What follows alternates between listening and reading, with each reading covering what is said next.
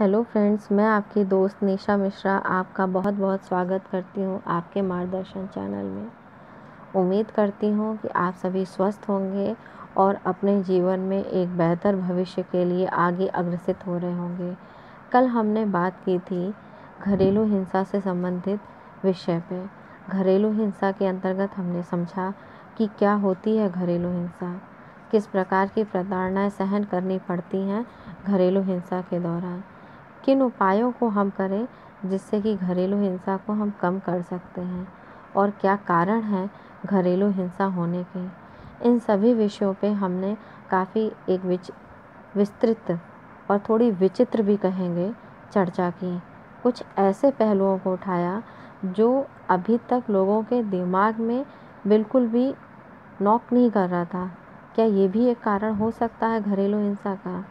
इस बात को मेरे ही एक सब्सक्राइबर ने मुझे कहा कि आपने इस बात की ओर ध्यान दिया, ये बहुत अच्छा किया।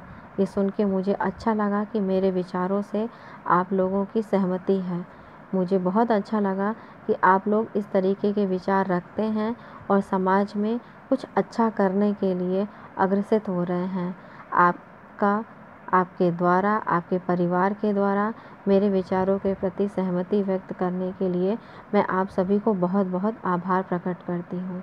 आइए इसी कड़ी में हम आज आगे फिर बातें करते हैं और कुछ ऐसे पहलुओं को समझते हैं जो कि हमारे जीवन में बहुत महत्वपूर्ण स्थान रखते हैं। ये लोग बहुत महत्वपूर्ण स्थान रखते हैं आपके जीवन में, इसलिए क्योंकि ये आपको घरेलू हिंसा करने से भी रोकते हैं और साथ ही साथ आपके साथ घरेलू हिंसा होने से भी रोकते हैं। अर्थात ये इस पक्ष की भी तरफ से हैं और उस पक्ष की तरफ से भी हैं, यानी कि आपको बचाने वाले के पक्ष की तरफ से भी हैं और जिधर से ये घरेलू हिंसा कारित की जाती है उस पक्ष की तरफ भी खड़े रहते हैं। यानी कि ये आपकी एक बहुत बड़ी ढाल बन सकते हैं, आपका बहुत बड़ा मनोबल बन सकते हैं, जो आपको घरेलू हिंसा से प्रताड़ित होने से रोक सकते हैं। ये वो लोग हैं जो आपके जीवन में बहुत महत्वपूर्ण स्थान रखते हैं।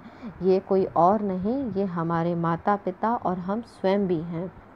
जी हाँ, आपने ठीक सुना, माता पिता और हम स्वयं। जी, एक माता के साथ जब कभी घरेलू हिंसा की जाती है पिता के माध्यम से और हम उसे सहजता से स्वीकार कर लेते हैं, तो हम घरेलू हिंसा के नकारात्मक पक्ष में अपनी स्वीकृति देते हैं।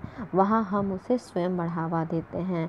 परंतु माता पिता के और हमारे स्वयं के जब हम सकारात्मक पक्ष को लेकर के आगे बढ़ते हैं घरेलू हिंसा के विरुद्ध, तब हम देखते हैं कि हमारी माता हमें एक ऐसी शिक्षा देती है जहाँ पे वो बताती है कि घरेलू हिंसा किसी दूसरे का आपके प्रति अधिकार नहीं है और घरेलू हिंसा बर्दाश्त करना आपका कर्तव्य नहीं है। और साथ ही साथ इस मुसीबत का सामना कैसे करना है ये पिता हमें बताते हैं।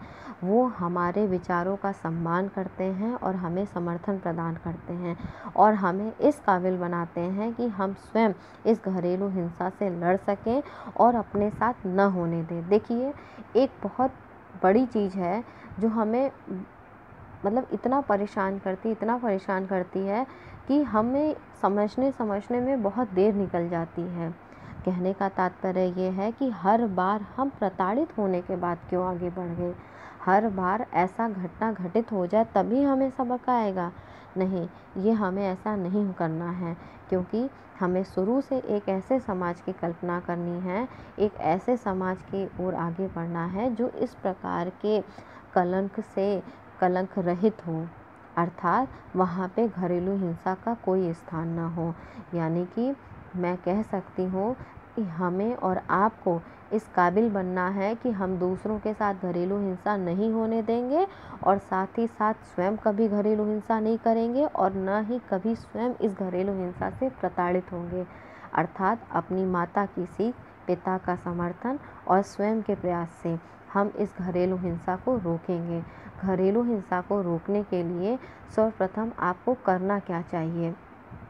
देखिए, कई जगह अलग अलग स्टेट में बहुत सारे ऐसे हेल्पलाइन नंबर दिए गए हैं जिन पे आप फ़ोन करके अपनी शिकायत दर्ज कर सकती हैं कि जी मुझे इस प्रकार से प्रताड़ना किया जा रहा है। वो लोग तुरंत आपके लिए एक्शन लेंगे। 112 नंबर पे भी आप फ़ोन करके पुलिस को तुरंत इन्फॉर्म कर सकती हैं ताकि वो तुरंत एक्शन ले। साथ ही साथ एक नंबर मैं आपको बताती हूँ 1090, जिसको महिला हेल्पलाइन नंबर के नाम से भी जाना जाता है, यानी कि 1090। आप इस पे फ़ोन करके स्वयं की शिकायत दर्ज कर सकती हैं। घरेलू हिंसा की शिकायत के बारे में अगर आपको सूचना दर्ज करानी है तो ये ज़रूरी नहीं कि आप स्वयं पीड़िता हों। अगर आप किसी ऐसी पीड़िता को जानती हैं जो लगातार घरेलू हिंसा की शिकार हो रही है तो स्वयं भी आप इस बात की शिकायत कर सकती हैं और वहाँ उसी दौरान ये भी बता सकती हैं कि आपका नाम गुप्त रखा जाए। महिला कल्याण विभाग के द्वारा आपके नाम को गुप्त रखा जाएगा और ऐसी कोई अगर हिंसा पाई जाती है तो उसके विरुद्ध तुरंत कानूनी कार्रवाई की जाएगी। देखिए, आपका कदम उठाना सर्वप्रथम बहुत आवश्यक है क्योंकि ये आपकी समस्या है और आपको आगे आना होगा। हम हर बार किसी दूसरे का इंतज़ार नहीं कर सकते कि वो हमें आकर के मुसीबत से निकाले, और हमें यही स्वयं प्रयास करना होगा कि हम दूसरों को इस प्रकार की कभी भी कोई प्रताड़ना न दें।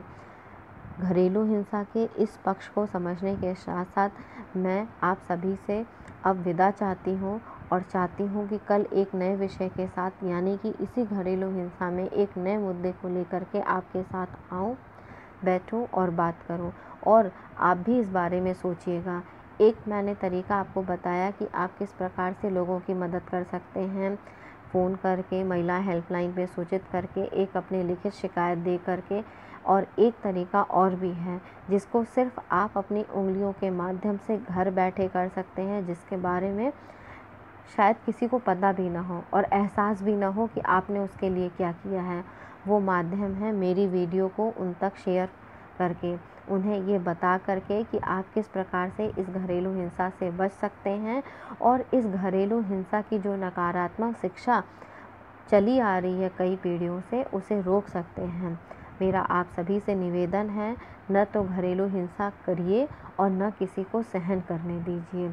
अगर किसी प्रकार की ऐसी समस्या उत्पन्न हो जाती है तो सर्वप्रथम इसके लिए प्रयास करिए कि उसको प्राथमिक स्तर पे ही समाप्त कर दिया जाए और किसी के साथ घरेलू हिंसा न हो, न ही वो प्रताड़ित हो, क्योंकि ये मानव जीवन बहुत मुश्किल से मिला है और अच्छे कर्मों को करने के लिए मिला है। उस समय को हम व्यर्थ न गंवाएं।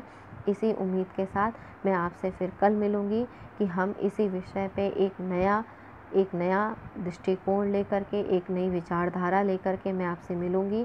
आपसे उम्मीद है कि आप मुझे ज़रूर कमेंट करके बताएंगे कि आपको ये वीडियो कैसी लगी, और साथ ही साथ अगर आपका कोई व्यक्तिगत प्रश्न हो तो वो भी आप मुझे लिख करके भेज सकती हैं, क्योंकि हर इंसान को जिज्ञासा होती है ये जानने की कि अब वो क्या करे, क्योंकि जब भी वो परेशानी में घिरा होता है और उसके सामने जब कोई ऑप्शन नहीं होता तो वो बाहर तलाश करता है। मुझे इस बात की बहुत खुशी होगी कि मैं आपकी किसी प्रकार से सहायता कर सकूं। कृपया अपने विचारों को कमेंट बॉक्स में लिख करके मुझे बताइए और ज़्यादा से ज़्यादा इस वीडियो को शेयर करिए। धन्यवाद।